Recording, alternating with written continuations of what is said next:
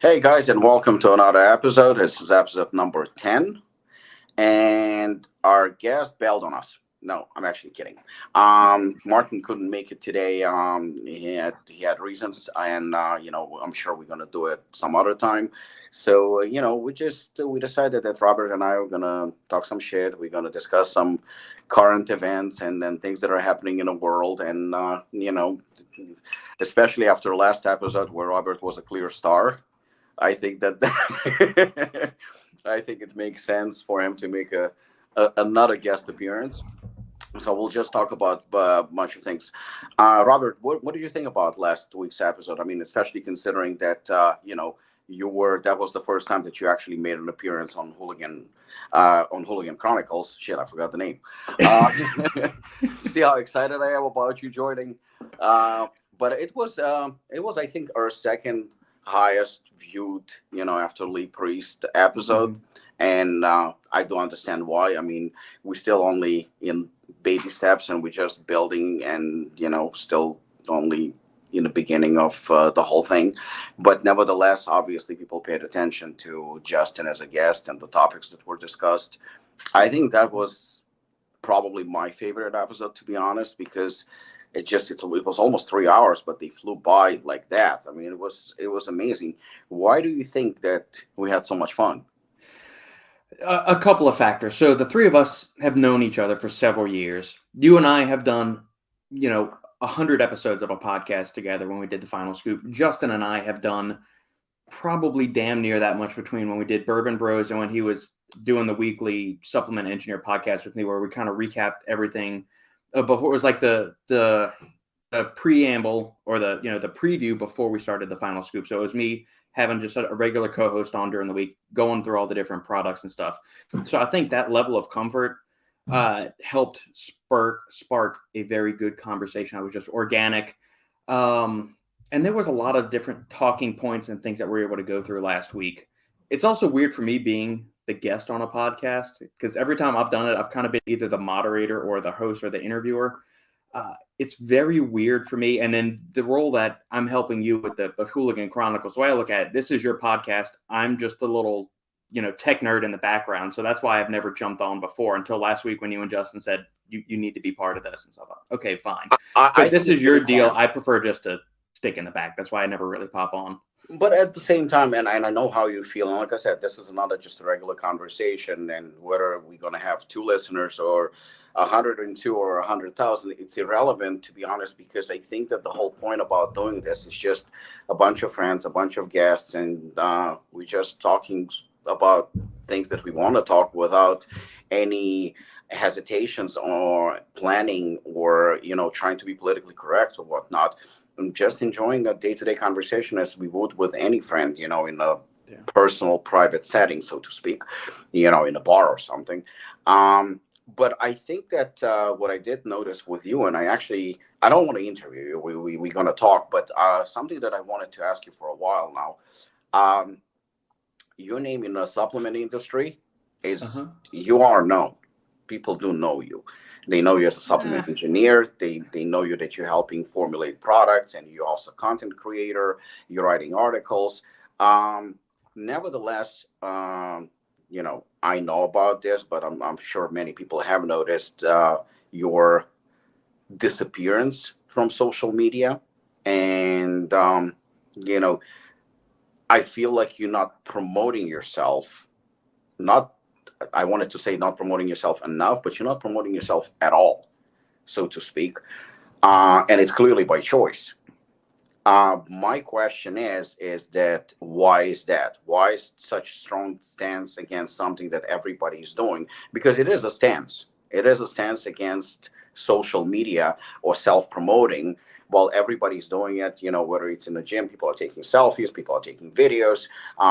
Everybody wants to be on social media. Everybody wants to promote themselves, even those that have no business promoting themselves because they're just not interesting.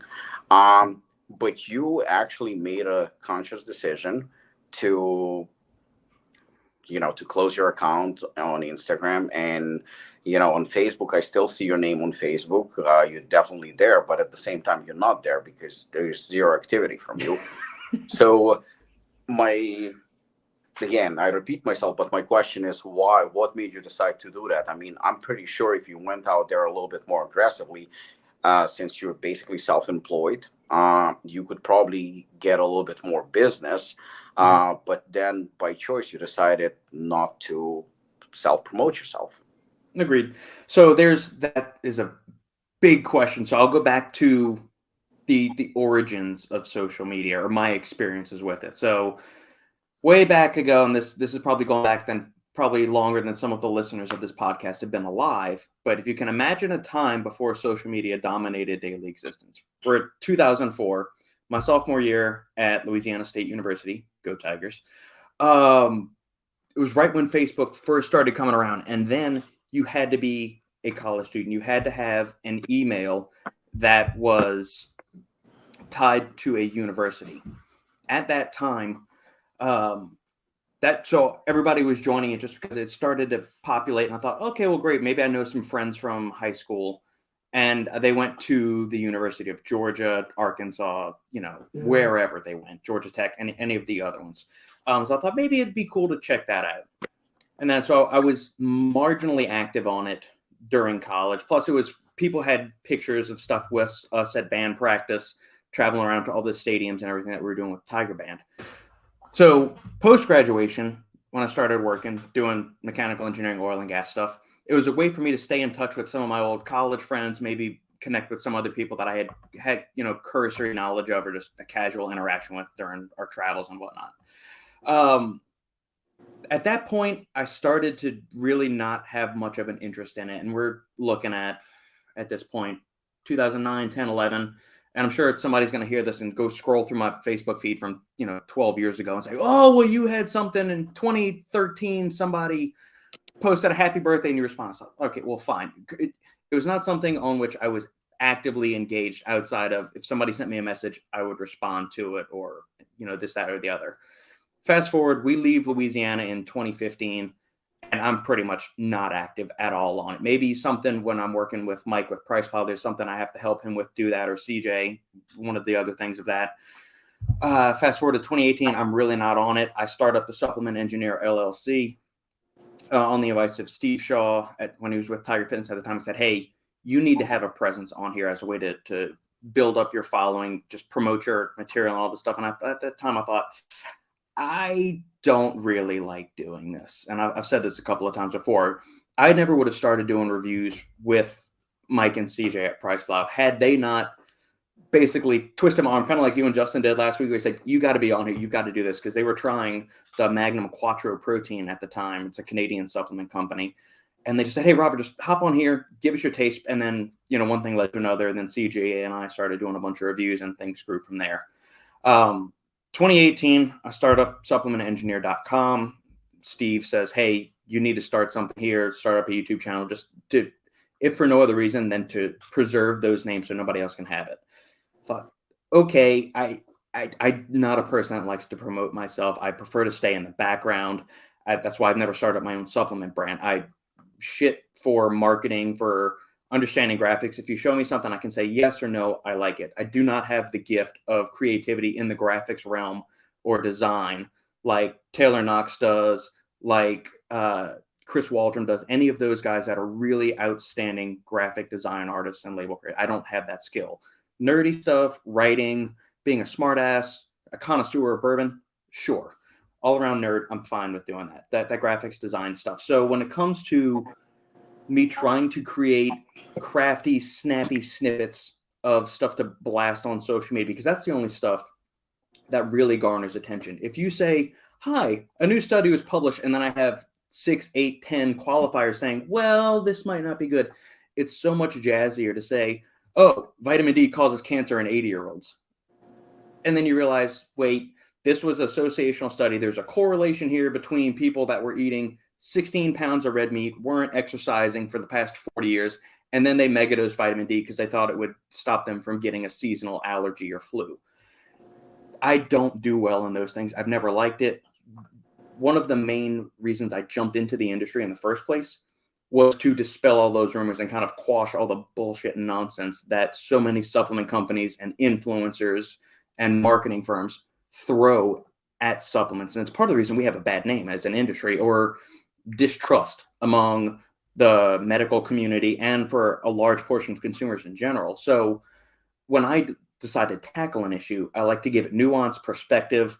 I can do some of the marketing things and create sales pages, Amazon things, ClickFunnels, and all of that. That it's not what my favorite thing to do is, and everybody that I work with knows that. I can do it, and I can do a fairly decent job at it, in my opinion. But where I really love is doing the technical write-ups, the deep dives, R&D, things like that. So, I start up the Supplement Engineer Instagram account in 2018, and it's active. I don't really promote it a whole lot. I make a few connections in the industry, message back and forth with people. I primarily started it based on Steve's advice, and then as a way to generate sales leads. I was never consistent with it. It was not something I ever wanted to do. I always looked at it as a source of stress or something that was a have to, not something I looked forward to doing or enjoyed doing. I never got one piece of business from it. I understand that's not the main reason an individual would want to do that. But if I'm going to do something, that is not my primary way of communicating with other individuals. I want to talk to you, Robbie. I want to talk to Shane. I want to talk to anybody. I'm going to either call them or I will send an email if it's a work-related matter, or like we have WhatsApp, we'll text each other back and forth, do something like that. It is communicating through social media is just not, it's not in my DNA. And I might be too old, or I just don't like the medium. It does not lend itself to nuanced discussion. It is very clickbaity. I think of it as also a time suck, especially if you are a younger individual that has grown up with it and been exposed to it at a very early age, and your parents just said, hey, they kicked it your way. People get so ingrained at doing this number all day long. I mean, I go to a restaurant so many times and I see a family of 4 and everyone's got their little devices out there. And I do not want to be tethered to my phone that much. I will use my phone to call, text, do a FaceTime kind of thing. Very randomly will I write an email on my phone. Outside of that, it's in the other room. When I come home and I just unplug for the night, my phone's on silent, and you text me late at night, you're probably not going to get a response unless it is something that is life-threatening, because it's on silent. Notifications are silent, turned off, whatever you want to call it.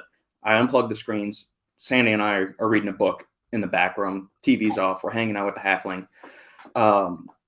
And so it's not the platform that I choose. I don't enjoy it. I don't think it benefits me. I can see its utility for businesses, as it's a way to get the word out on your product. Even if you're not doing the paid stuff, you just want to do free promotion of your content.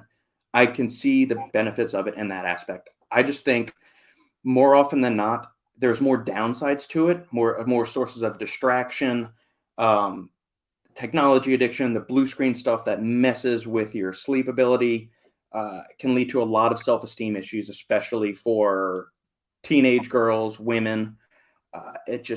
I think largely it always leads to more negatives than benefits. And that's just my opinion. I understand there's plenty of people that can make millions off of it. It's just not me. So I choose to focus on... I think it's fair. Yeah, I focus on YouTube. I don't know if you consider YouTube a social media platform. Sort of. I've got a podcast. I've got a YouTube channel. I've had a website running for the better part of 5 years now. I have an email address. It's not like I disappeared entirely from the face of the earth or anything. I'm not on Instagram, Facebook, Twitter, Tumblr, whatever other 16 other social media platforms there are. So there's ways to get in touch with me. Or you can subscribe to the Supplement Engineer Insider on Patreon. Shameless plug. It's fine. That's the long-winded answer. Last week, when on a previous episode, when we were discussing different products and different topics, there was one product in particular. We don't have to name them. Who watched the episode, they probably know.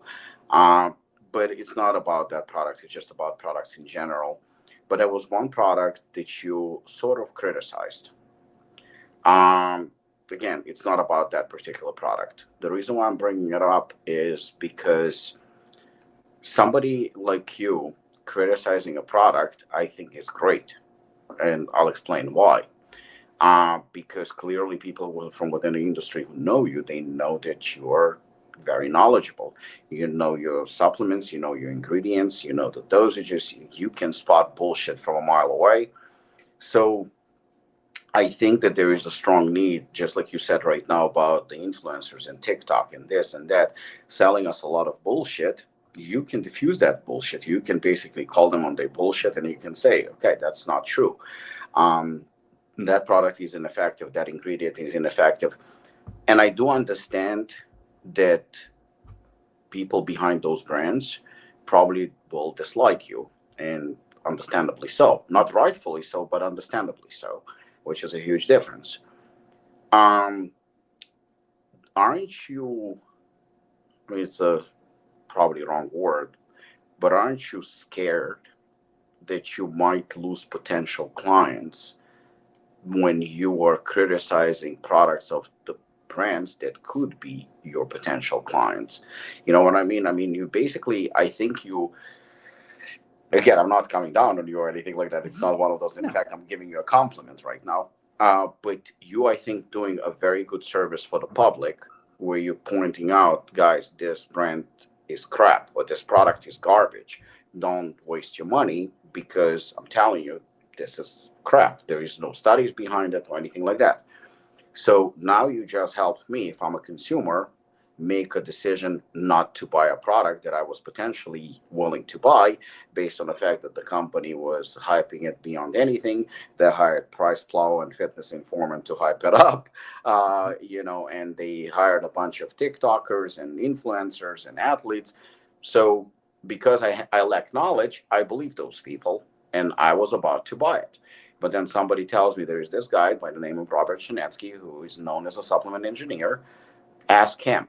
I'm asking you. You're telling me don't buy it because it's shit. So now I didn't buy it.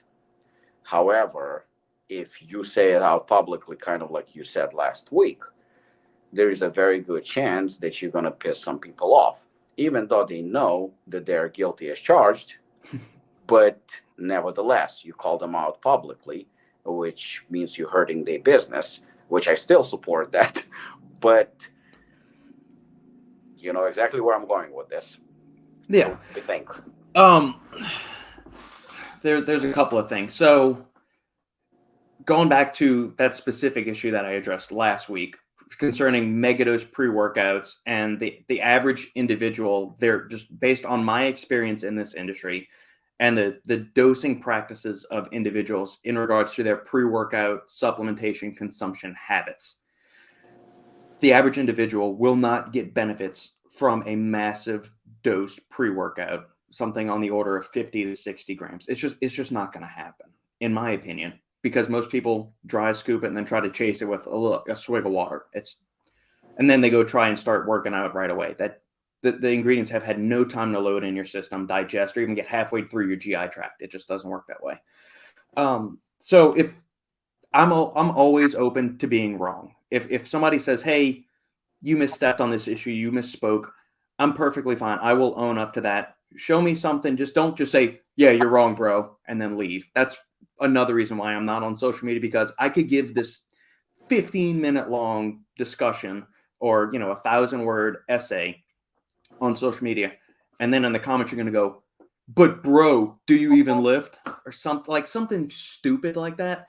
And that is just an absolute waste of my time. It's not going to pay any benefits as far as getting business. Going back to the previous point, my most consistent clients, the companies that I've worked with the longest, my most lucrative clients, not that this is all about money, but at the end of the day, we all have a limited amount of time. Would I Absolutely. rather invest my time in creating content for my clients or building up the Supplement Engineer website, or putting something on social media that has zero SEO impact, doesn't lend itself to nuanced discussion? Do I want to get into, an argument back and forth about X, Y, and Z stuff? And where the person that is doing it is just trying to do it to waste my time and get me into this time suck right there. So that's one of the other things.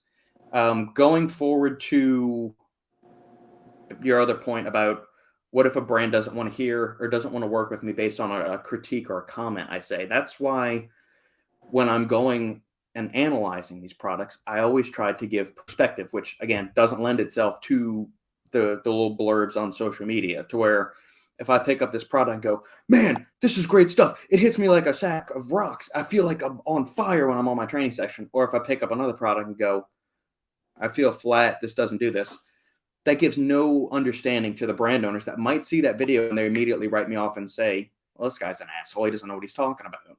Whereas if I can create a longer form video on YouTube or do a detailed discussion, the supplement engineer site or the newsletter or the insider group, whatever, I can say, hey, this product is great for me for X, Y, and Z reasons. Or I don't like this product and I will not recommend that this thing to any other brands, which I'm currently working on an article. There was a recent pre-workout that just came across Stacked.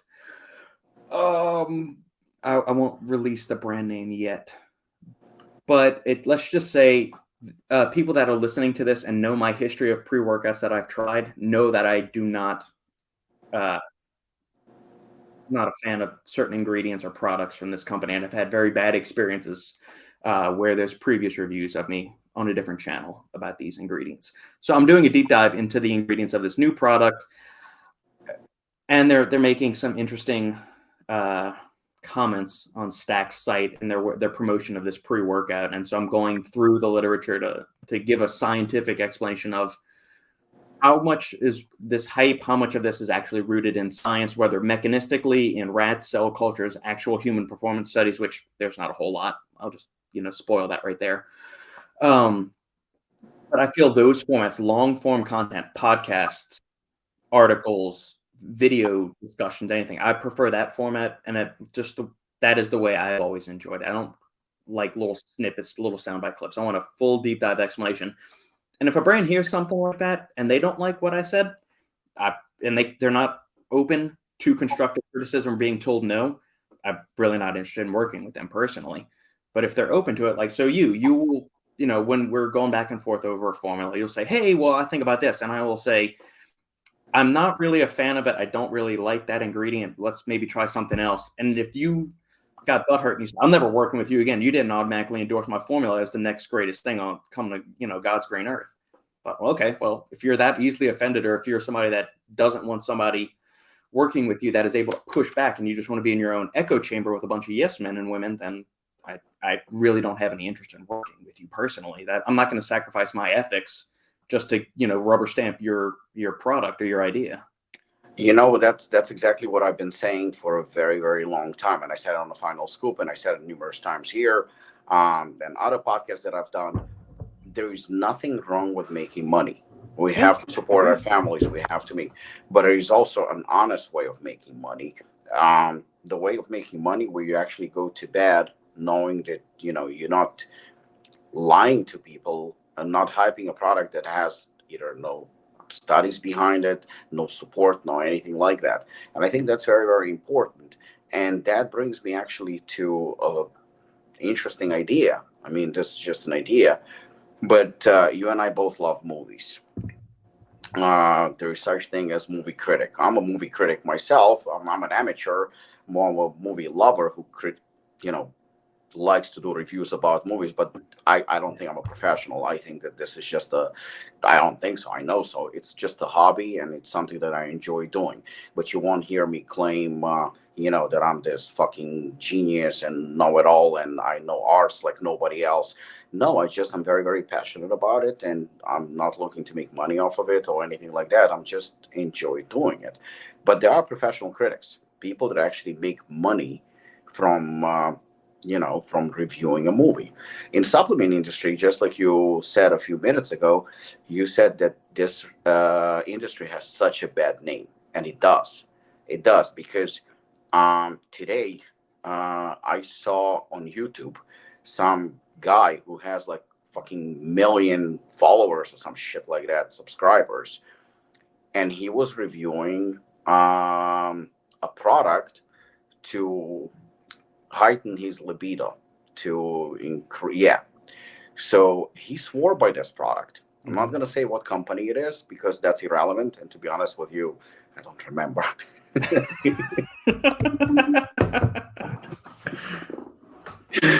But we have to be honest. I don't know any other way. I think I remember, but I'm afraid to say it because I'm not sure of it. Yeah. So, but that's not the point. The point is, he was saying that It was he. called Casanova, wasn't it? Oh, that would be an interesting comparison. So, this you're gonna love this. So he claimed that he's in his mid to late 30s, I think, and he wakes up every morning with a hard on, and he's very healthy. Yeah, he was saying it. I'm quoting him right now. It was very, very interesting. And the way he talks, because I've never seen him, just I stumbled on him. The way he talks, he comes off very knowledgeable. He's a good bullshitter, I guess. Yeah. Obviously, he got paid probably, but he's a good bullshitter because honestly, up until I saw the product, I believed every word he said. Every word. He was very believable, very well spoken, and he goes like, because I eat well, I exercise, I do this, I do that, but there are two ingredients that can help you tremendously with increasing your libido. Now, I'm thinking this is going to be Casanova type of product because, again, I think this is going to be fully loaded. I mean, let's face it, we never made claims that Casanova is like Viagra or anything like that, but we did make claims that it can help quite a bit, especially for a healthy individual.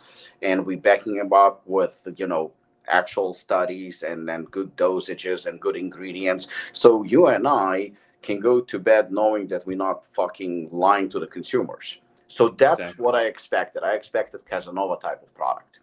Yeah. So then he said two ingredients.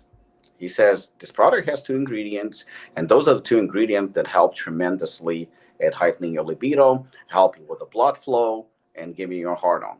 The two ingredients are citrulline and arginine. And then he shows the supplement facts. Yeah. The dosage of arginine and citrulline was identical. It was 250 milligram each.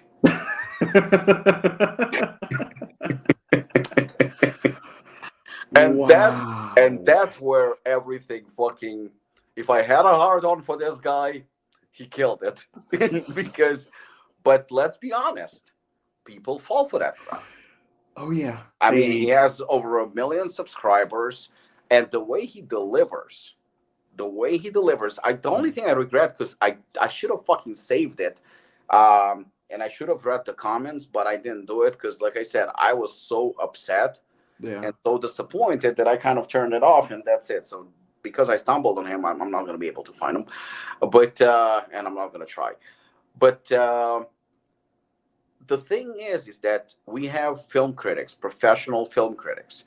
In supplement industry, we have, like I said last week, we have Price Plow. That doesn't count.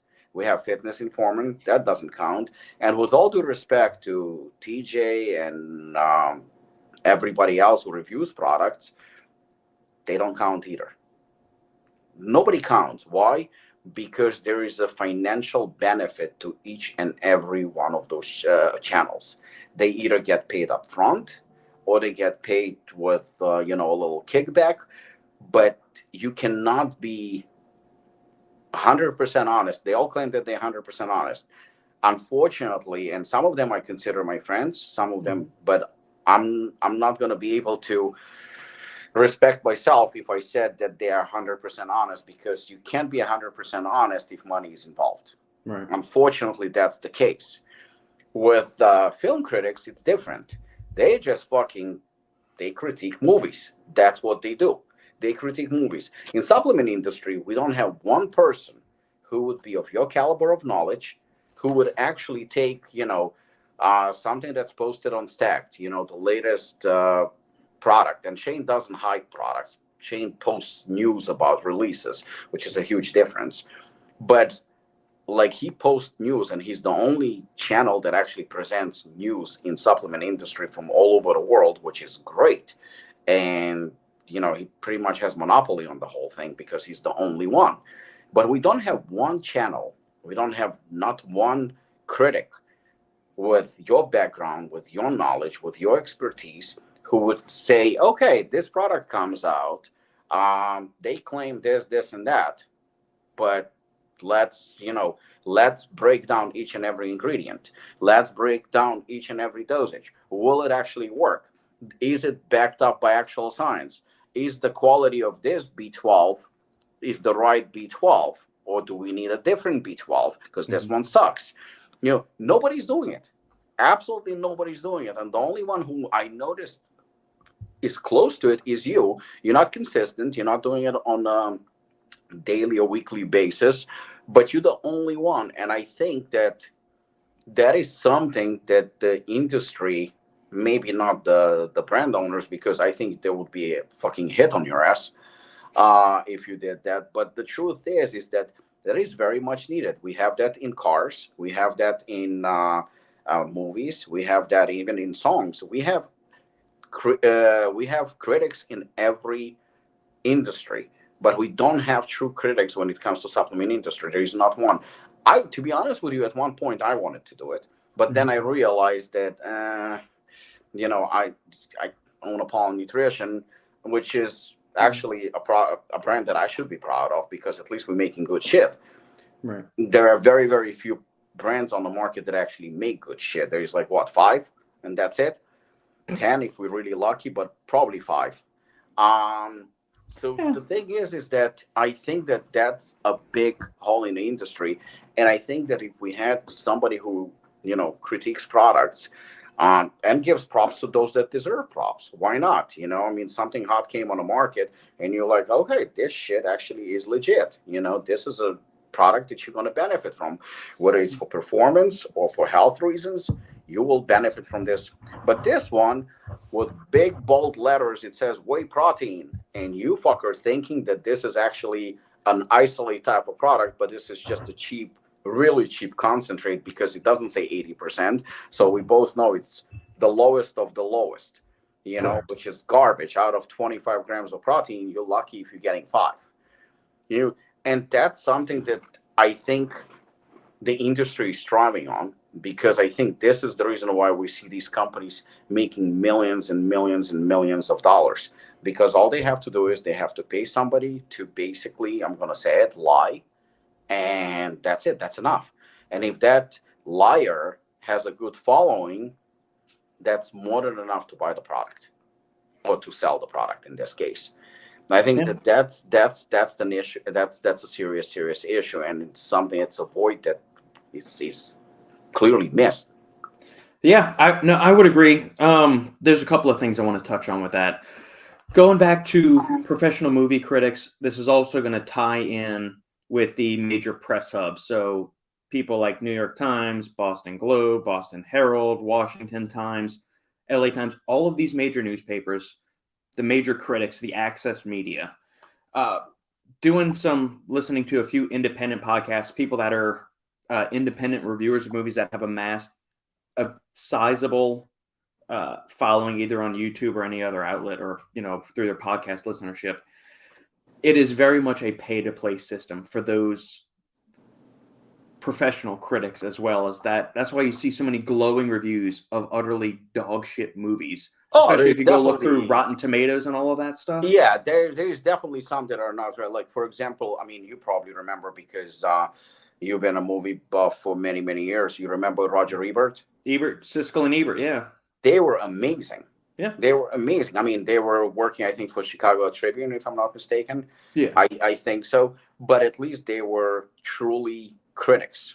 I'm talking like the last 5 to 10 years. It's very much, if you say anything bad, you're not going to get access to the goodie bags for the special premieres. You're not going to be invited and all that. So, there are those other kind of things, and that beckons to the point. Well, I don't want to work with those companies that get butthurt if I say one thing about their product that is maybe not in line. Unless if you have a good reason that can convince me, I'm all ears. If you have a specific reason, in case in point, when I was working with Mike, this is right when the Genius brand was first starting to come on board, and they put L-arginine in their product. And I immediately reached out to Robert Oliver, the owner of Genius at the time. I said, Robert, you and I both know this arginine's not doing anything as far as, like, it's got terrible bioavailability. You already got citrulline in there. What's going on here?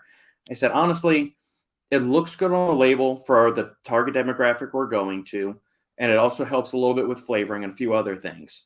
I said, okay, I understand that. So if I'm discussing this product with other people and say, why is arginine in there? I have a reason.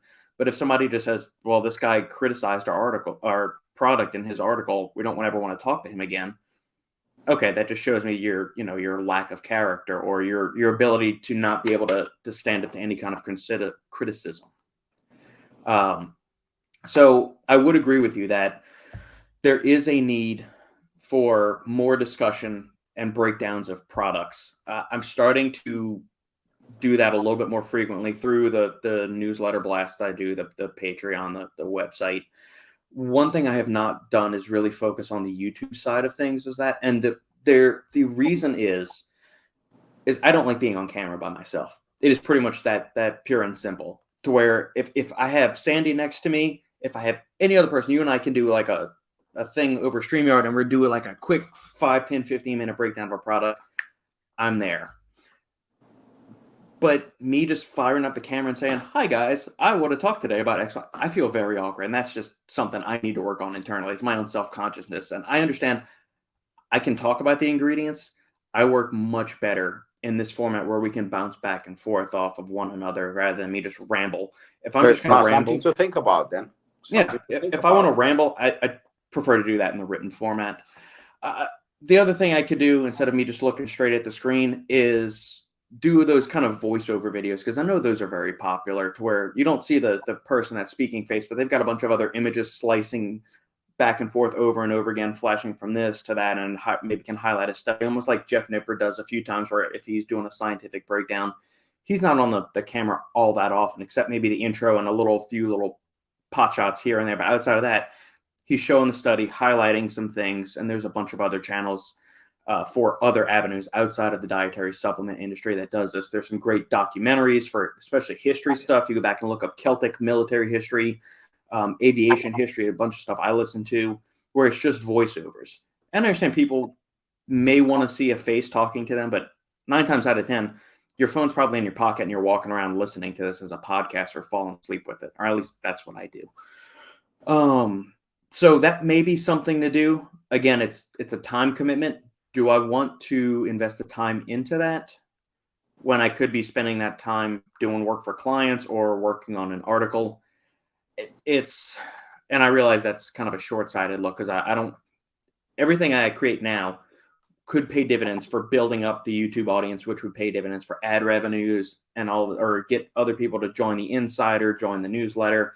And from there, we can build up everything. And in that case, if it gets big enough, I never need to be a consultant for a client again. I don't want to avoid that. I love working with my clients and helping them bring really high quality products to market.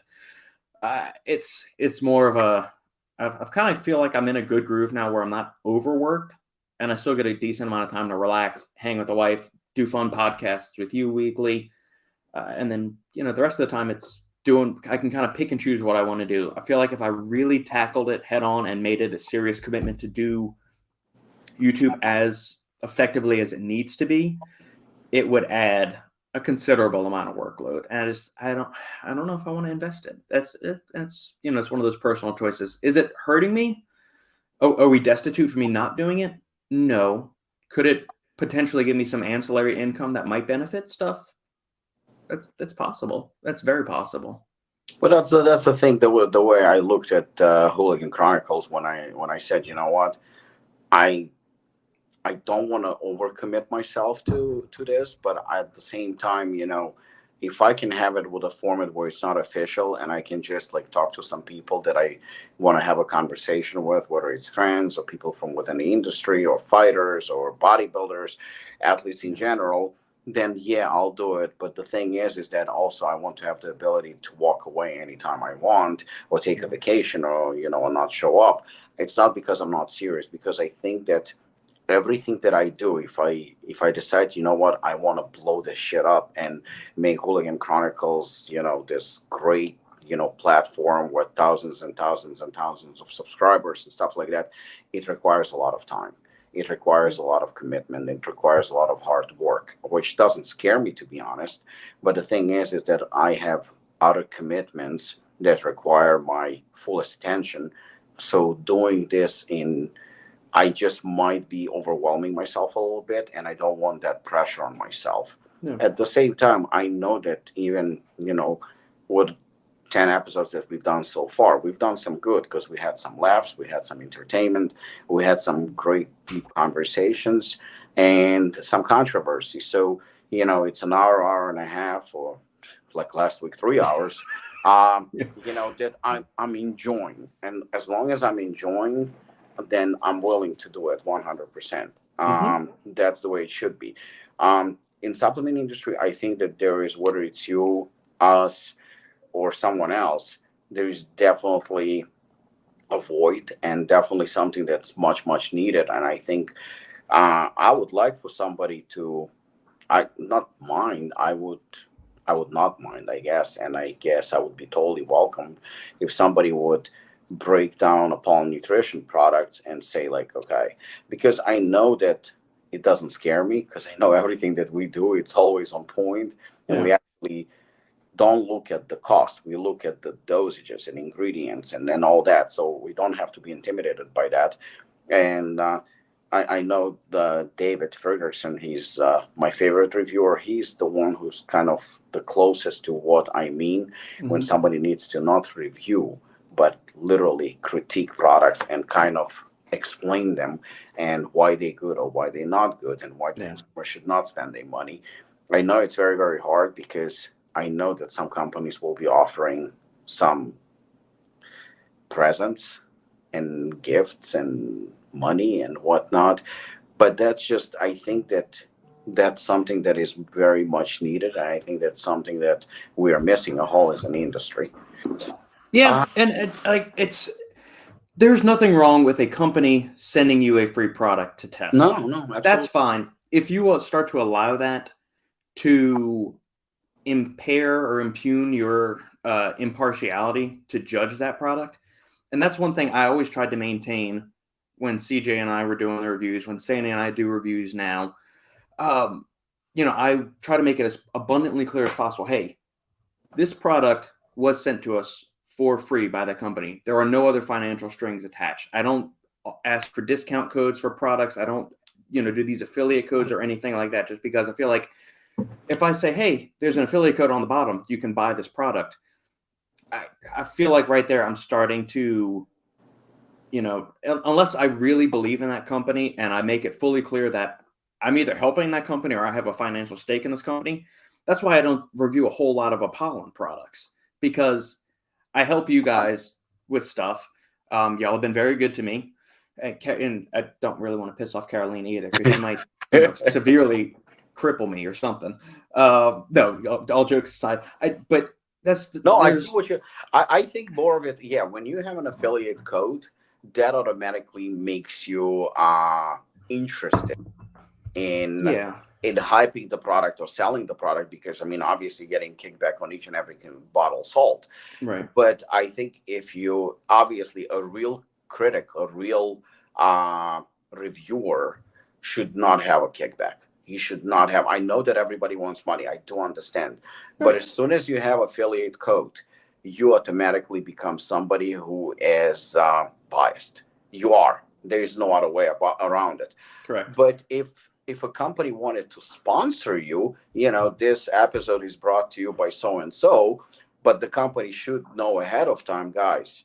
If I'm going to be reviewing your product, I'm going to be 100% honest. Just keep that in mind, and that's fine, because I think you're going to be supported by companies that are actually decent companies. I don't see myself. I don't see a company that makes shit products sending a real critic a free product and say, oh, here you go, critique this, because I mean, that's like throwing yourself under the bus. Nobody's going to do it. Nobody's going to do it. Obviously, Agreed. only companies like Apollon and Morphogen and NutriBio will send you free product, because they have absolutely nothing to lose. They know that the review is going to be flawless, or at least as close to flawless as possible. But other companies that, the prop plants and the underdosed and S7 companies, they're not going to send you shit, because they know that this is suicide, and they are in this to make money. So Yeah. that's pretty obvious. And that's Um, the other good thing about doing like outside of me doing them by myself, if I ever do a product review, I always like to have Sandy with me because regardless of like the nerdiness, or some people say, hey, well, hey, you might know that company. Sandy doesn't give a fuck about who, like, it could be you. She might try one of your products and go, and she knows that you and I are great friends. You've met her. You paid for our 10-year anniversary dinner when we drove up to Baltimore at that seafood shack when Sandy was, took her 2 hours to eat all those crabs. Um, it's she doesn't care who it is. If it's crappy, you can always trust her opinion. And I've told her before, I said, hey, honey, I might be doing some work with this company in a couple. I don't care, Robert, if I taste this. And usually I don't even tell her that before we review a product. I just said, hey, I'm going to mix this up. Give me your honest thoughts. And she'll say it. And she honestly doesn't care. Whatever comes into her mind. And she's the ideal, like, every man's supplement consumer. She understands stuff tangentially from just being around me for so long and understanding how these ingredients work. But like, you just do a surprise taste test, she's gonna say, "Oh, it's good. It's not. It tastes bad. It made me feel jittery. I feel awkward. I don't like the tingles. I feel flushed or anything like that." So I feel like having another party with me on those reviews is beneficial, just to speak to the consumer, because I understand when I'm starting to go through the ingredients, get really into the mechanism stuff. Some people just kind of go, I'm going to go click on something else that tells me this in 4.5 seconds, whether I should buy this or not. So, you know what? I noticed something, and it's a very valid point. When they deal with somebody like Sandy, and somebody who doesn't hold back, and somebody who obviously they scared, or they automatically scared because they know that there is nothing they can do to buy the person, to to do something that will make them lie or be dishonest.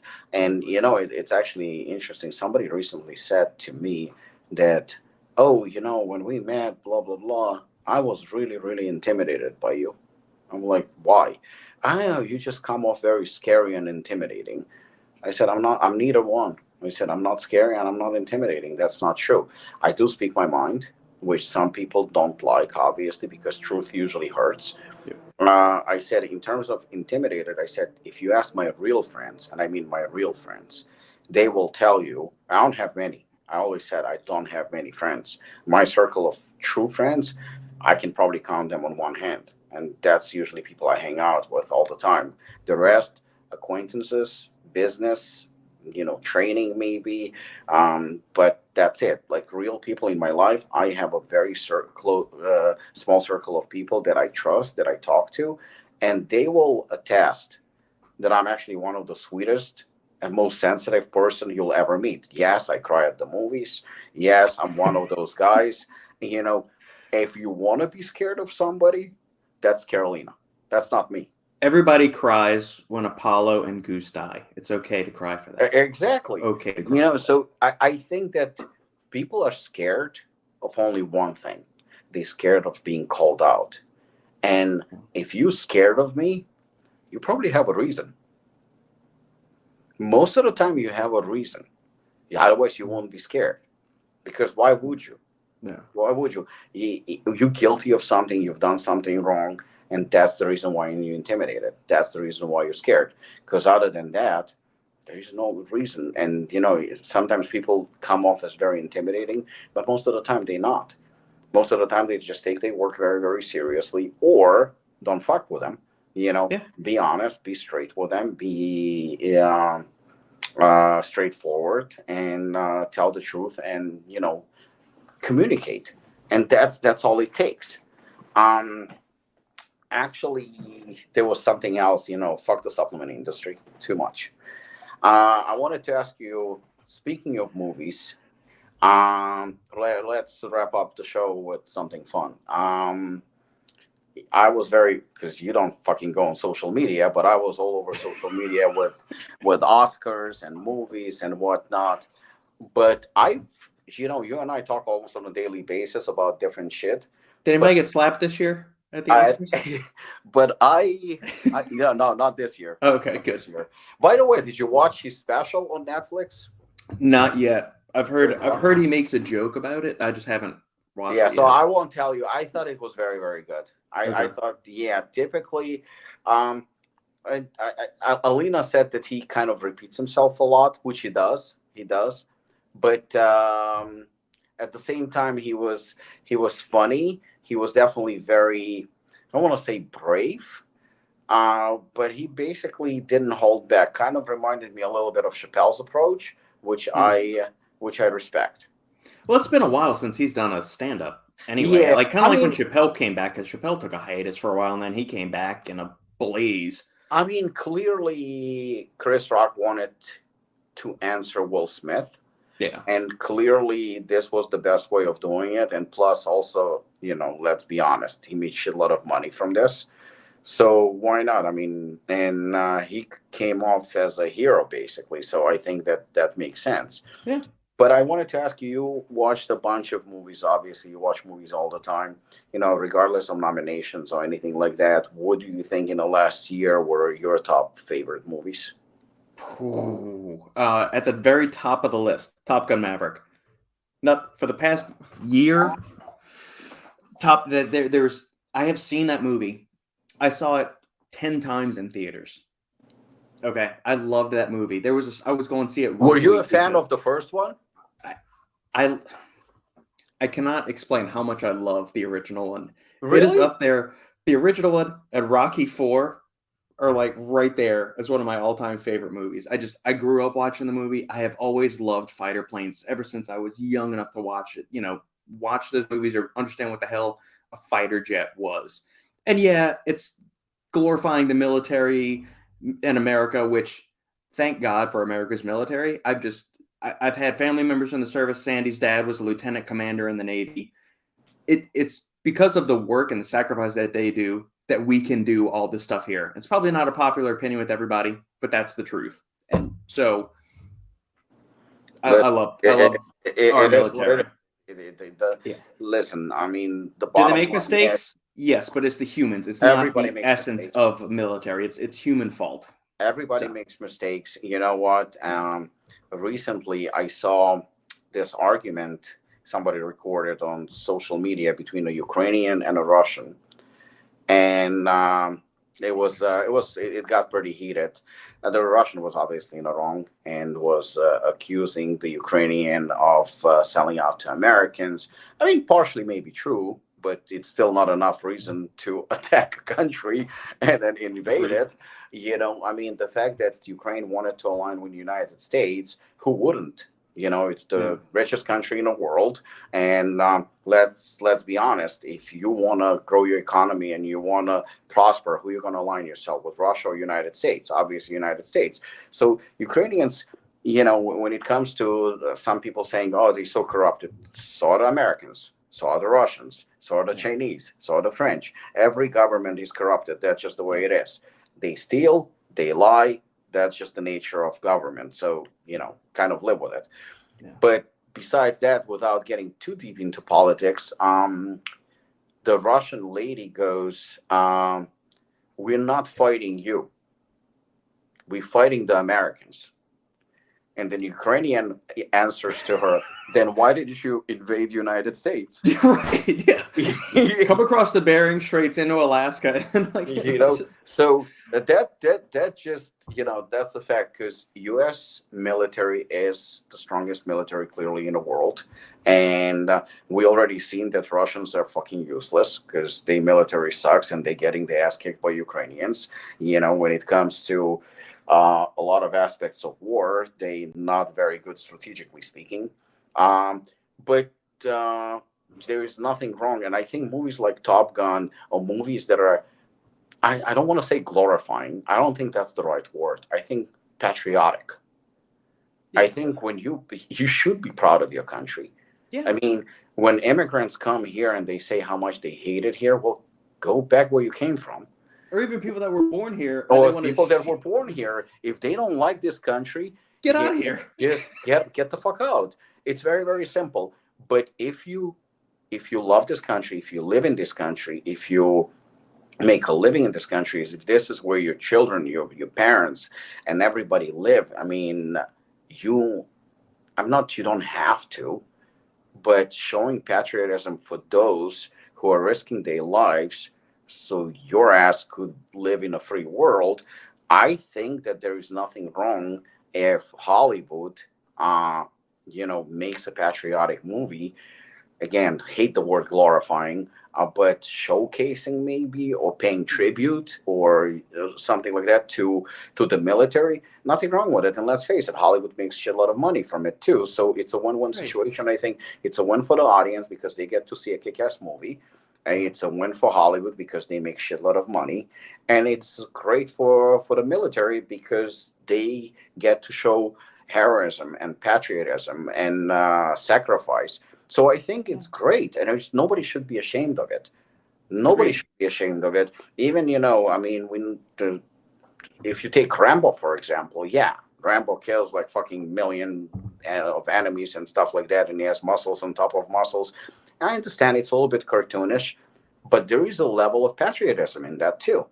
Well, if you go back to the original Rambo, it is so different than 2, Yeah, 3, and 4, where that is the struggle of a Vietnam vet being crapped on by the local county sheriff, and it's his struggle with PTSD and all the stuff before that even became in the lexicon of the average individual.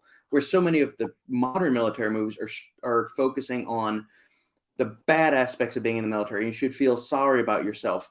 Rambo did it in a way that showed he was still a vicious SOB and could really take it to him. But at the end, I mean, at the end of the first movie, Rambo ultimately loses because they bring in Colonel Troutman, and he's at the end broken and confused about, he doesn't know what to do.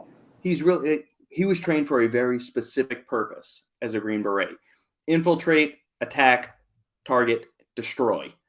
And then when he's thrown back into the real world, he doesn't know what to do. He's lost and he's confused and he's scared. And then, the second and third one, they really honed in on the action sequence. The fourth one too. The fifth one, Last Blood, I wasn't as much a fan about. But if you go back and you watch the original one, it is not this really glorious heroic thing. It is a guy it's a returning from drama. Vietnam. Essentially, Yeah, it's a drama. right. But it also it's actually kind of ironic that nobody talks about this. But Sylvester Stallone built his career basically on two characters, and that's Rambo and Rocky. Yeah, And both I love are both of those great. franchises too. Both are great American heroes. Both of them. Yeah. And I think that considering the fact that Rocky Four was basically, I think it came out in '84 or '86, basically only 85. The greatest year ever, because that's the year I was born too. So it was only a couple of years, like 3 or 4 years before the collapse of Soviet Union. And I think that that movie is very, very symbolic, partially because of that reason, because that shows, East against West, or West against East, and capitalism against socialism, communism, Yeah. and yeah, I mean there were a few parts that are very maybe cartoonish and over the top, but I don't think that hurts the movie. In fact, I think that everybody who watched Rocky Four, and I remember the first time I watched Rocky Four, I actually moved from Ukraine, from Soviet Union at that time. In 1988, I moved to Israel. So I was 13 years old, and I remember watching that movie at a family's house. And when I saw the movie, now keep in mind, I just came from Soviet Union. I heard about Rocky and Rambo through Soviet channels where they obviously criticized it and said that it's terrible movie and West is bad and all those things. But I didn't speak any English, barely few words. I didn't speak Hebrew either so I couldn't read the subtitles because I couldn't understand. So now I'm watching a movie in English, not understanding what's going on. I mean, kind of thinking that I know what's going on, more or less. But you have this 13-year-old boy sitting and watching a movie in foreign language, and at the end of the movie, you feel something. And again, I was not an American citizen. I've never been to the United States. I just came from Soviet Union. and I'm watching it and I'm rooting for Rocky. I mean, that movie, I think, changed a lot of people's lives and perspective. And even though it was just a sports drama, maybe you can consider it even action movie in a way.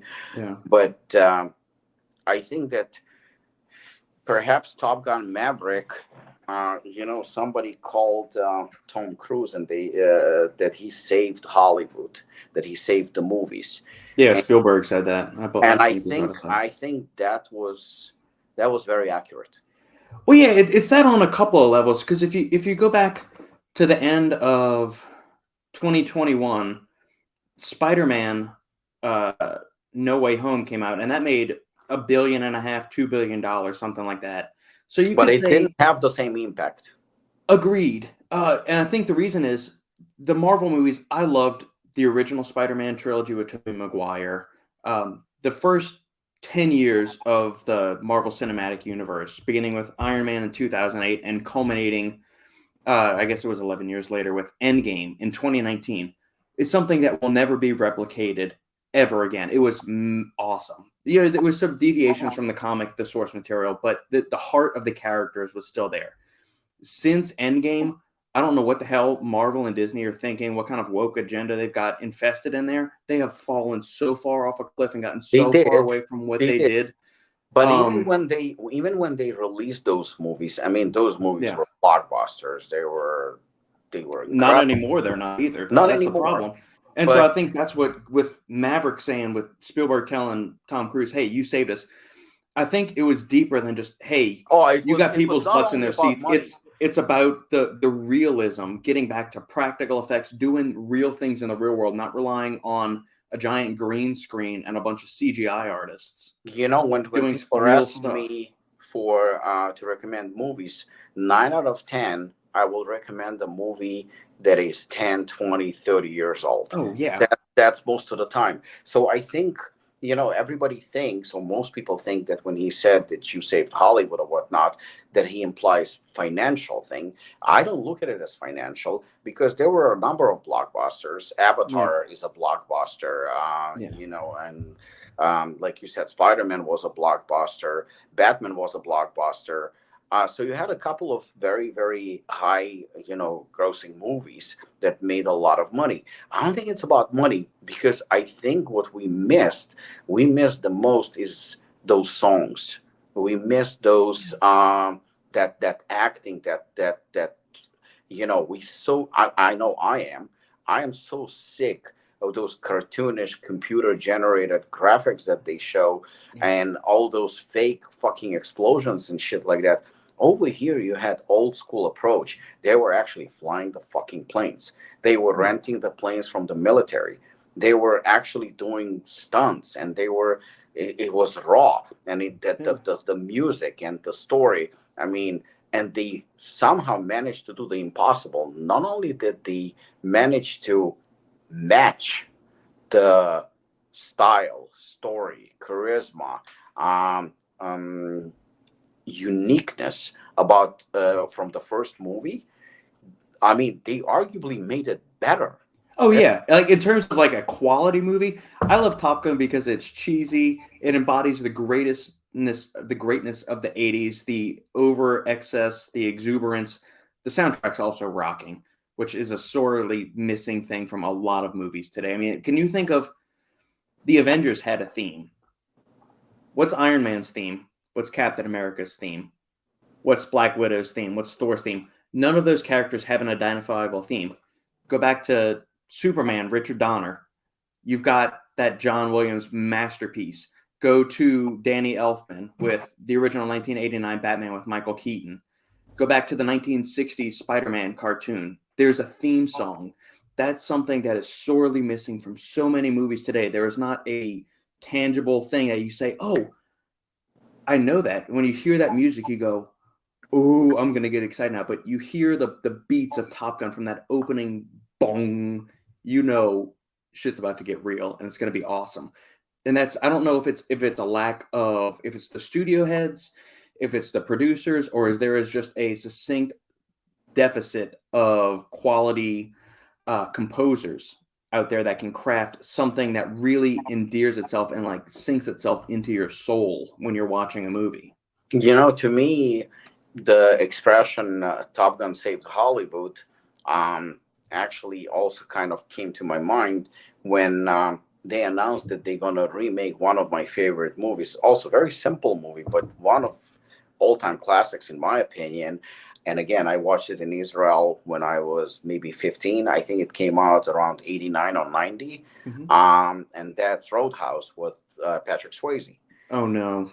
I'm so scared. I love that. I love that movie. Exactly. So, so when I heard that they hired Jake Gyllenhaal to play the part of Patrick Swayze, I was exactly like you. And I love Jake Gyllenhaal. I think he's an amazing actor. Yeah, I agree. Amazing. Arguably maybe as good, if not better, as an actor than Patrick Swayze, because Patrick Swayze was a good actor, but you can't really say he's a great actor.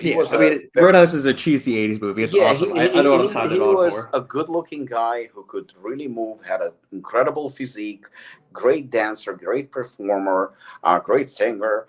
But Jake Gyllenhaal is actually a powerful actor. He's definitely a powerhouse. But when I heard about it, I was like, oh, this fucking scares me. The same thing is like, I wasn't a diehard Top Gun fan of the original. I liked it. I liked it a lot. I just wasn't, for me, like this over the top, like the way I think of, say, for example, The Godfather or Heat or one of those movies. I really liked it, though. I always liked Top Gun. Top Gun Maverick, I absolutely loved the movie. Which I didn't like. So when they said they're going to make Top Gun Maverick, I was like, please don't. Because you know what? The first one was good. Don't ruin it. Well, that's what I was so scared, because there was a stretch of like 2005 to 2015, 2016 where they were rehashing every movie from the 80s. We had a Friday the 13th remake. We had a Night and everything was shit. And it was terrible. All of it. So I thought when I first heard this, I went, I'm not even going to watch this. I'm not even going to touch this movie with a 10-foot pole. Yeah, thanks to Top Gun Maverick, at least now I'm open-minded that miracles do happen. Agreed. They paid homage to the original. Yeah. Maybe. I know that Roadhouse is going to have Jake Gyllenhaal. I know they're going to have Conor McGregor. Hopefully he's one of the bad guys that Jake Gyllenhaal has to clean up, just like Swayze had to do in the original. But at least I'm open-minded. Like right now, the Oscar for Best Movie won Everything Everywhere All at Once. Yeah, and I watched the movie, and it's bizarre. It's a very bizarre. I can't say it's bad, but it's definitely not my type of movie, like where, I'm going to say, oh my God, this is the best thing ever. Some people said that it's reminds them of the modern era Pulp Fiction, which I strongly disagree. The original was great. I love Pulp Fiction. So but the thing is, if a movie like that, because don't forget, it won an Academy Award over such movies as All Quiet on the Western Front, which is a great war movie, amazing war movie.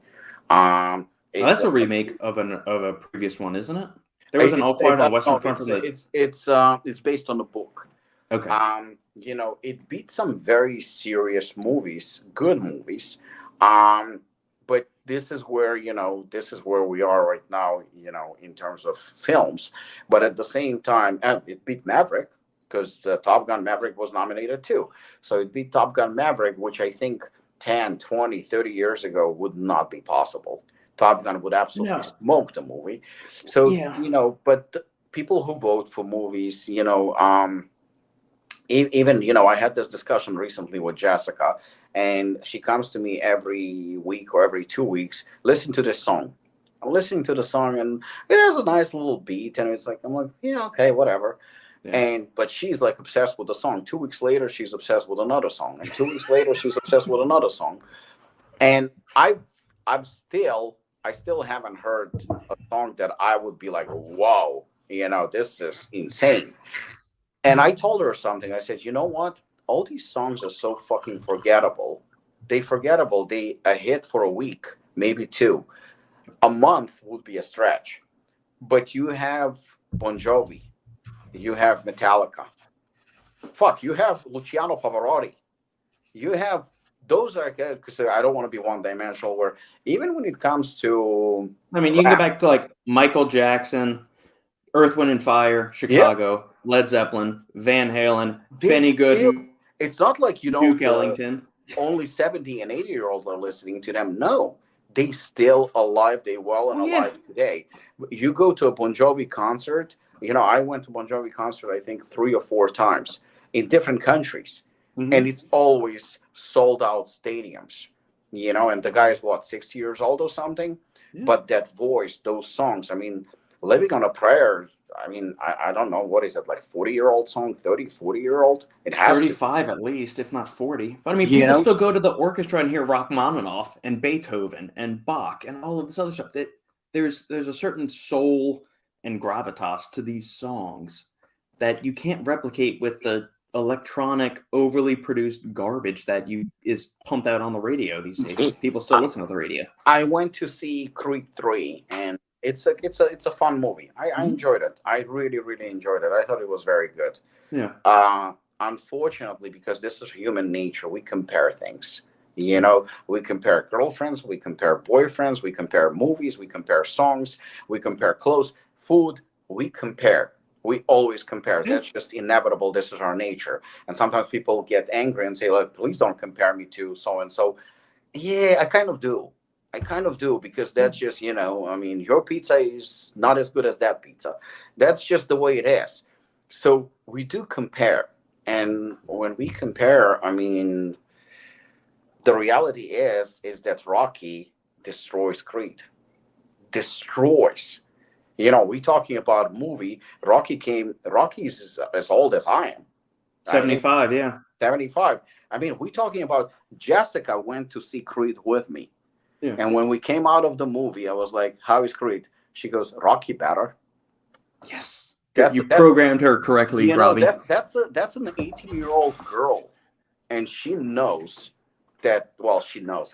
Maybe that's wrong word, but in her mind, Rocky is better. It doesn't have the same same technology. It doesn't have the same special effects. It doesn't have a lot of things that we have today. It doesn't have the same budget, No. but Rocky is better. Well, it's got Something more about soul to it, and it's not derivative. I mean, the original Creed, there are so people many people were issues I comparing it have. to Rocky. People were comparing it to Rocky. It was a fair comparison. It still wasn't as good, Yeah, but it well, I was mean, good. it's derivative. Like, I have a couple of issues. In nowhere in the original four movies that Apollo was in, Rocky, was there any insinuation that he was cheating on his wife, had mistresses, was was in a poor marriage, or all the. Let's lean into the trope of the professional athlete is what modern Hollywood's doing. We want to celebrate diversity, inclusion, being brave and stunning, and you're going to go for one of the biggest tropes in the book of the professional athlete cheats on his wife with a mistress and has an illegitimate son. Okay, and then we're going to give him that's the first issue. Then when he's running down the street, just like we're trying to do with Rocky in the original movie, we're going to have him run down the street, but we're going to have motorcycles this time instead of people on bicycles and kids running behind him. I I'm sorry, I'm going to interrupt you for a second. Yeah. I didn't know this. I don't know if you know that the part where Rocky is running in the first Rocky, Yeah. it was actually Sylvester Stallone running. People were not extras.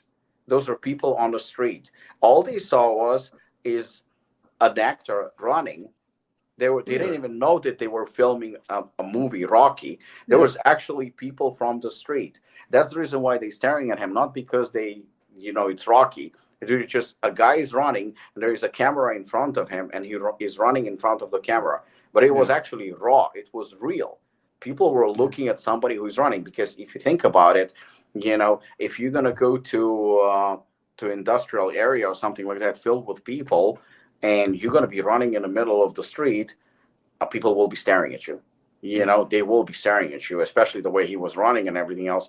And that was real, which I didn't know about, and I thought it was fantastic. Today, everything is. Today, I don't even know if they're running, because most of the time it's fucking CGI. You don't even know. Unless it's Tom Cruise, and then he's Yeah, hauling ass in but Mission that's the Impossible. thing. You have a guy who's Tom Cruise. I believe he's in the, I think, late 50s or around 60, and He's 60 now. I think he is officially 60. He was born in 62.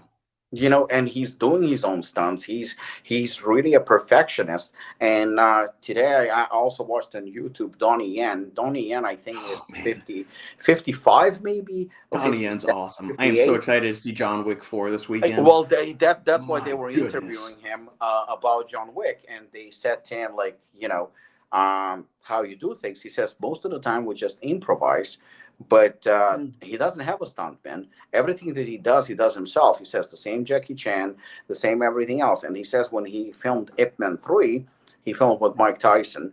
He says that he was actually blocking Mike Tyson's punches, and he says that one punch he almost got hit by Mike Tyson. He says I felt the wind. He goes very, very scary. But by blocking the punches because they wanted to make it as real as possible, Mm-hmm. he fractured Mike Tyson's pinky. No way. You Little know, Donnie Yen, like all 150 yeah, and pounds of Donnie Yen, knocked like yeah, they had on 220, Mike Tyson. they had some, Holy cow. yeah, they had a press conference, and during the press conference, Mike Tyson is sitting there with bandages, I guess, and shit like that, and everybody was like, Donnie Yen this, Donnie Yen that, because Donnie Yen is obviously the star of the movie. Yeah. And Mike Tyson goes like, "What the fuck?" He says, "You asking him how he's doing? I'm the one with a fractured pinky." Because they do everything. It's more real. It's Yeah. they act. It's raw. It's real, and they actually invest themselves. They invest themselves in character. They want to do as much as possible. Over here, we have Tom Cruise doing his own stunts, and everybody goes, "Oh my god! Oh my god! Oh my god!" But you go to other countries, and it's normal. It's absolutely normal. Um, there was a very famous French actor, Jean-Paul Belmondo, who was one. He was an icon. He died, I think, about 2 years ago. Mm-hmm. But he was a major, major, major star. If you ever get a chance to watch the film called Professional, it's a French film. It's considered not professional, but Jean Reno. Not Yeah, I that. was going to say, I've seen that one, but is Yeah, that a remake yeah. of the French version? No, no, Okay. it's not. It's completely two different movies, but same title. I'll send you a link. Okay. It's Professional with Jean-Paul Belmondo.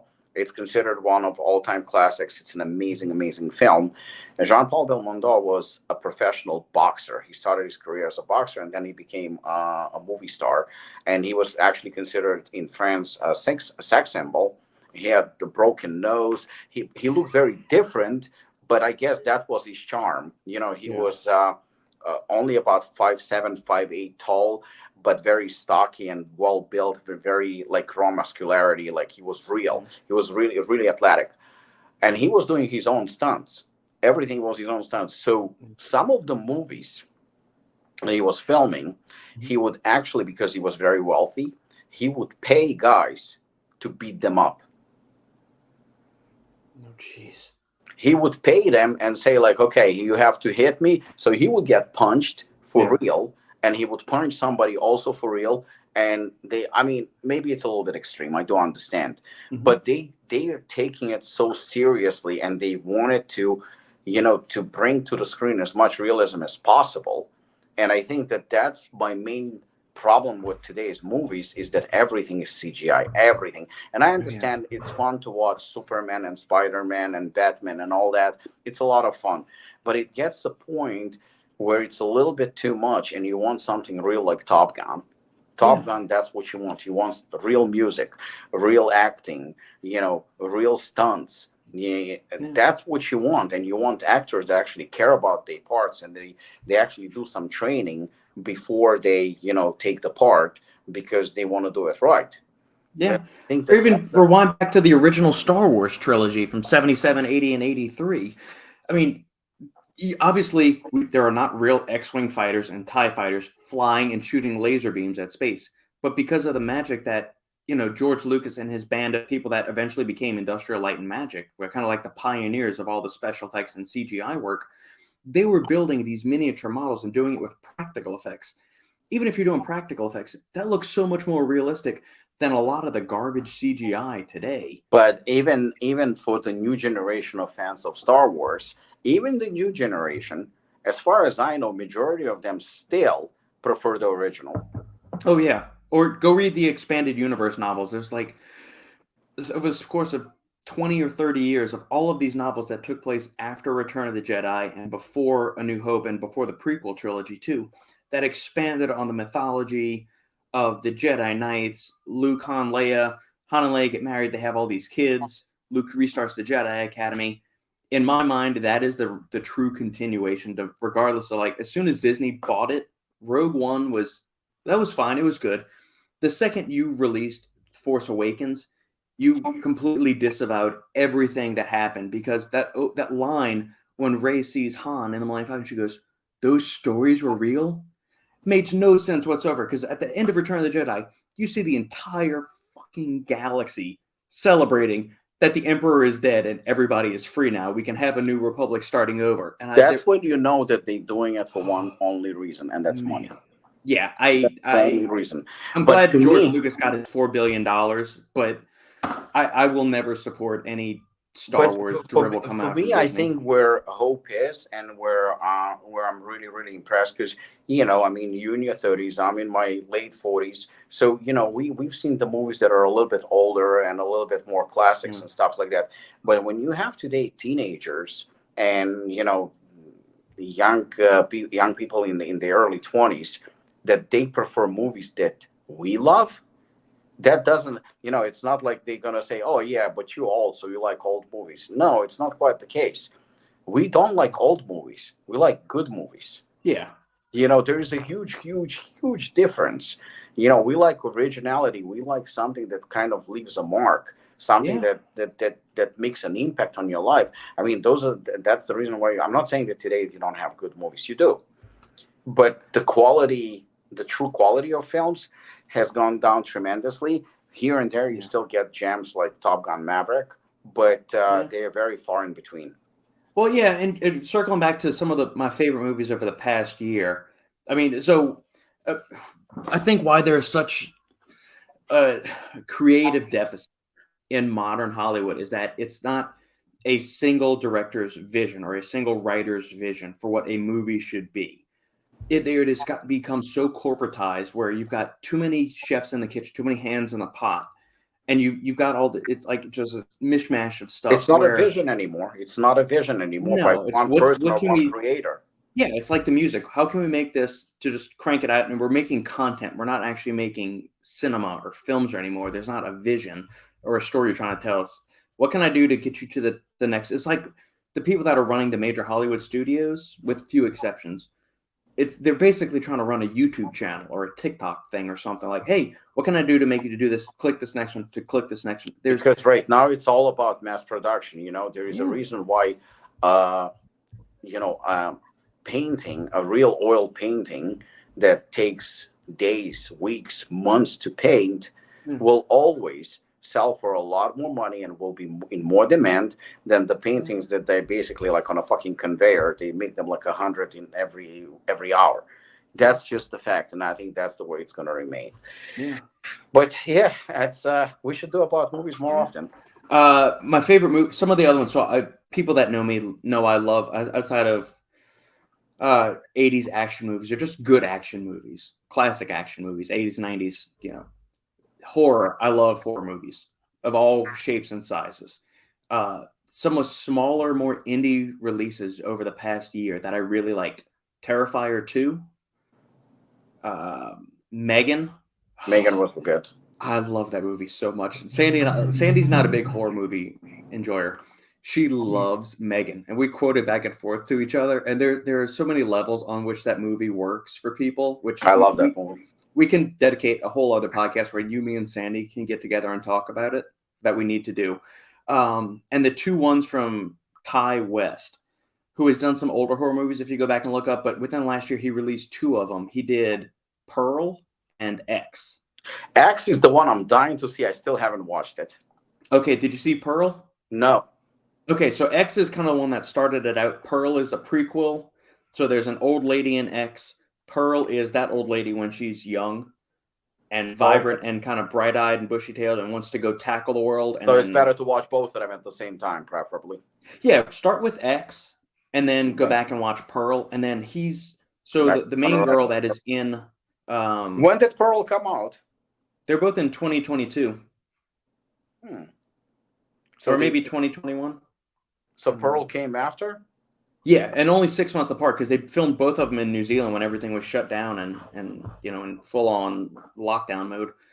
But they had, because New Zealand was bright, wide open for that. They got in right before everything went to hell in a handbasket. Filmed both of those movies, or while they were filming X, him and his girlfriend Mia Goth, who is the main character in X and Pearl, wrote down the screenplay for Pearl and actually had the stuff to film it and found all the old cars to do it and all of that. And if the way you look at the way they film it, it is like those classic Panavision or Yeah, I saw the Technicolor trailer and blowout it looks like stuff. a 70s, 80s movies. Oh, man, it's so good. I really like that. Yeah, I gotta watch that. Actually, you know what?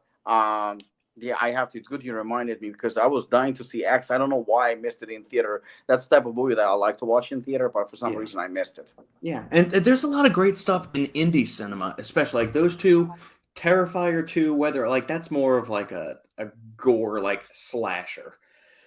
So if you're not really into gore, I would, or serial killer stuff, Oh, I I love wouldn't that. watch that. Okay, good. So I love Terrifier 2 is outstanding. Those are some of the main ones. Violent Night, I enjoyed. I thought it went maybe 20 minutes too long, but I thought David Yeah, Harbour in I that role watched was that. great. I watched that because when it started, I was like, oh my god, I really, really, really like it. As the Yeah. movie was going, I was like, I like it, I like it, and then for some reason, I was like, okay, I'm a little tired of it. Yeah, it's what I would like to see is, so his whole thing is that and this is whatever. The movie's been out for long enough. I'm not spoiling anything. So Santa Claus that is disillusioned to being Santa. You find out as the movie progresses that he used to be a Viking warlord way back, almost 1,000 years ago. What I would love to see is not a direct sequel to that one, but something like once he assumed the mantle of Santa Claus, him wreaking havoc throughout like the Dark Ages or the 1500s, the 1800s, 2300 The as plot Santa, is definitely there. The plot is using the definitely there. technology or the weaponry of that time to wreak all sorts of havoc and melee on bad guys. I thought it had more potential than it utilized, for Mm-hmm. sure. But yeah, I mean, even a sequel would not be a bad idea. But I think that I think like I said, they didn't utilize the character enough, and they didn't weaponize him enough. I Yeah. mean, he could have done that's it's called Violent Night, and I thought that it could have been more violent. I know, Yeah. as ironic as it sounds, it could have been a little bit more violent. Agreed. That's what I wanted from it. Yeah. But yeah, no, Can I ask you one other question? Sure. Can I get in a question? As Sure. the Sandy and I did watch Plane last week. We Yeah, both enjoyed that. That was yeah. fun. Plane was fun. I mean, it was basically a good homage to 80s and 90s. Yeah, exactly. It was good. Sandy thought the ending wrapped up a little too quickly. She wanted to see him, I guess, get back to his daughter It was. and see the She's actually fallout. right because that's exactly what I said. I thought it was like Yeah. it's not that the movie is short because it's not. It's like normal full length movie, but Yeah. it felt kind of like could have been more. Yeah, I agree. I also liked his the tall guy, the prisoner, whatever his name is. Mm-hmm. Mm-hmm. The guy that played Luke Cage in the Mm-hmm. Marvel series.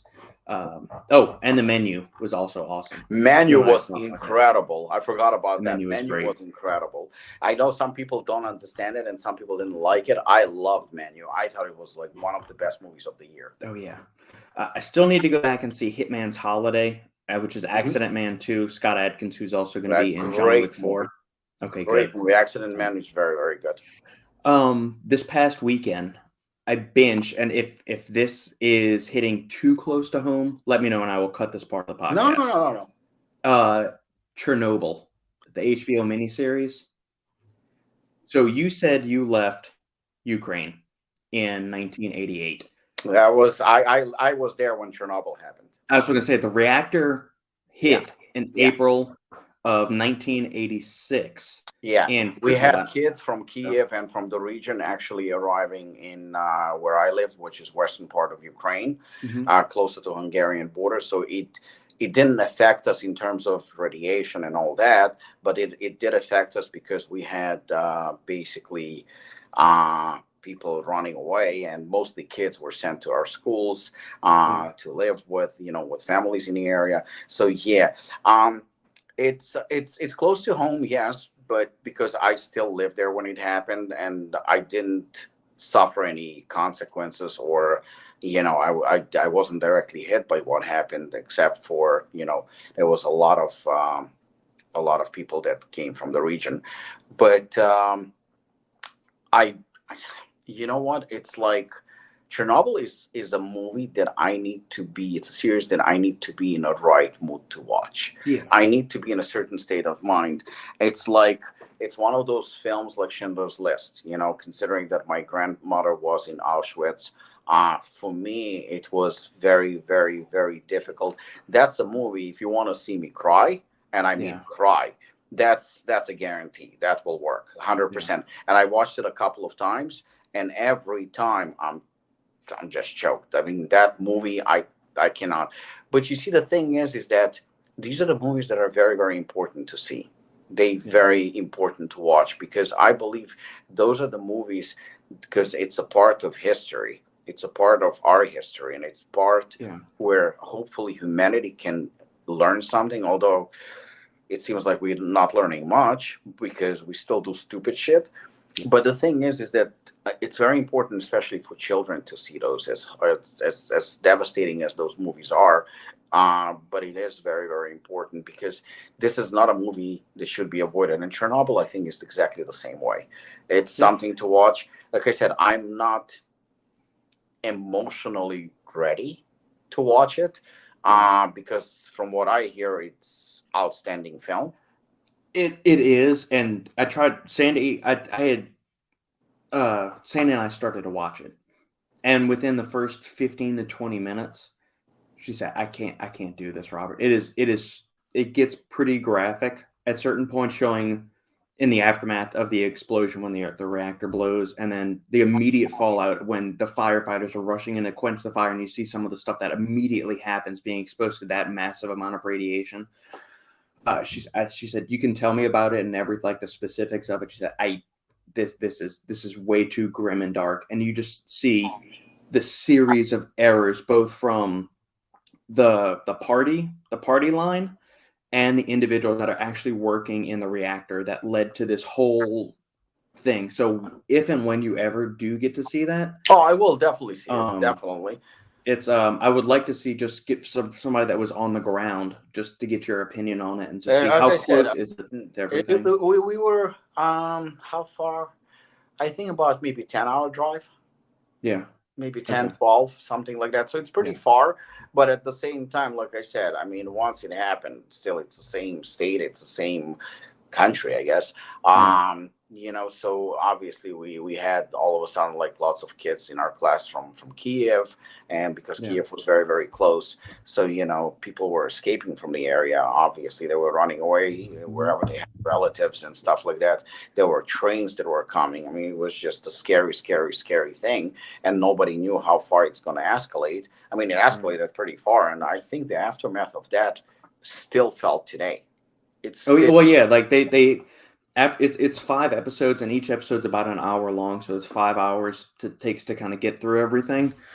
If you're just watching one episode at a time, but obviously if you're pausing it or you just need to take a break or whatever, it will take longer. At the very end of the mini series, they detail a few things, and they say, hey, the external enclosure, that like the thing that's supposed to quarantine off Chernobyl, wasn't finished until 2017. So obviously, given the half-life of uranium and what can happen, yeah, those affect that area where it happened. It was, I mean, yeah, for centuries, thousands and I thousands of think that years. it's something, those type of movies again, because many people didn't even know about it. I mean, we forget things very, very quickly, and everybody's so preoccupied, and I guess rightfully so. Everybody's so preoccupied with his own existence and his own life and his own problems. Back in the day, uh, we used to read newspapers, and today everything is on the go. Everything is on a computer, and even computer, if the article is too long, people don't want to read it. I mean, it's just that's the reason. Today people don't want to read books. They rather watch a movie. Everybody wants to save time, and I think that it's hurting this generation because they're missing out on very vital components of growing up, of something that forms you as a strong individual and with a strong mind. Um, The attention stunted masses, I as I think refer to it. that watching movies are fun and it's cool, but it's a problem when you have a movie like, I don't even know what would be a good example, but something, if you had a movie like Chernobyl in a theater, I guarantee you it would not be a box office hit. Or even something like The Godfather today. I don't Yeah, even know if it would be. it would not be a box office hit, but something with somebody flying and having superpowers or shit like that, the dialogue can be crap, the acting can be crap, the stunts can be crap, and everything can be computerized and fake, but yet that's going to pull 100 200 million dollars easily. Yeah, I mean, I went to the movies Scream, and I love Scream series. I love it. But watching the last Scream, I'm like, how many times can a person get stabbed and still alive? You're talking No, about the newest one that the happened? newest one, yeah. Yeah, I was torn with Scream 5. There were certain elements of it I liked, and certain ones I thought, did we really need to go that way? I don't expect that it's gonna be a master class. I'm not expecting that it's gonna be a Right. masterpiece. I'm not expecting that it's gonna be this phenomenal acting and a screenplay that deserves an Oscar. I totally understand this is a horror film and that's it. But when you have like Friday the 13th, where he doesn't ever die, you kind of okay with it. But when you have something like I don't know, like Scream, and a person gets stabbed like 50 times and then he's running, I mean, you like, what the fuck did I just watch? How much more can you insult my intelligence? The Scream thing, and like you, I'm not expecting Citizen Kane from the 6th installment of a franchise. Although, to be fair, Mission Impossible Fallout, the 6th entry in the Mission Impossible series, is probably up there as one of the best entries into the series over the 20 some odd years that franchise has been running. Nevertheless, I understand what Scream is versus what Mission Impossible and Tom Cruise are trying to do. Chris McQuarrie, their whole Skydance production studio. I'm curious to see it. I probably will not go see Scream in theaters. There are certain movies I will go see in theaters. There are certain ones I'll just I'll wait to I'm do. not saying it's bad. I mean, I think it's a good slasher film, and I think they've done a great job. I mean, Yeah. there are some moments. It's a good film. It's just Yeah. a little bit too much, and I think that I would expect a little bit more creativity. Yeah, that's fine. I like Jenna Ortega in the role. Like she was She's in Scream amazing. 5, she was in 6, she was also in X. Yeah. Oh, In she is. a small role in X. Yeah. So I think she's great. Like she I'm gonna could try be to watch that X new tonight. wave. Like the horror genre has not had a scream queen so Jamie Lee Curtis was it for a while. Nev Campbell, They clearly was the moving on. matriarch of the Scream franchise. Obviously, she was not in 6, at least from everything I've Yeah, she's read not. leading into it. Okay. So there wasn't anybody. There was what's her name? Samara Weaving did a couple of slashers in the late 2010s, early 2020s. So she was in The Babysitter, not hide and seek, but it was some other slasher that I saw. So she's been in a couple of things, but the horror genre, I almost wish they would kind of go back to that 70s, 80s mentality where you had that identifiable, leading lady that was in there, and maybe Jenna Ortega is it. I don't know. Yeah, no, she's definitely a good actress. She's very beautiful, and I think she's doing a great job. And I think Scream definitely still has potential to go, for more. Hmm. Definitely for more sequels. It's just I think that they can slightly adjust things, and that's it. Yeah, I'm obviously not going to give it away. You should definitely watch it. I would like actually your opinion about it. Okay. Not I liked it. I just didn't love it. Yeah. And I actually thought that even fifth, which I understand your mixed feelings about it, I thought fifth was better. All right, let's wrap up. Go deal with your uh, issues. Sorry, there was the halfling is No, making no a lot of problem at noise in all. the background. No, but I think that we definitely had this is a fun episode. We should do more often things like that. Talk about movies I agree. There's and a whole bunch of politics. rabbit holes we can go down. No, definitely. And we're definitely going to have to do another one with Justin. And hopefully, I think in the next 2 weeks, let's plan to do live. I think the audience would love that. Sign me up for it, man. All right, Robert, it was fun. Let's do it again. I mean, I'll see you next week. And Same bad time, same bad channel. guys, like, subscribe if you want to. If you don't, that's cool too. Robert doesn't give a fuck. Thank All you right, very have a much, good one. Robbie, for letting me appear again on screen. Yeah, that's fine. Take care, guys.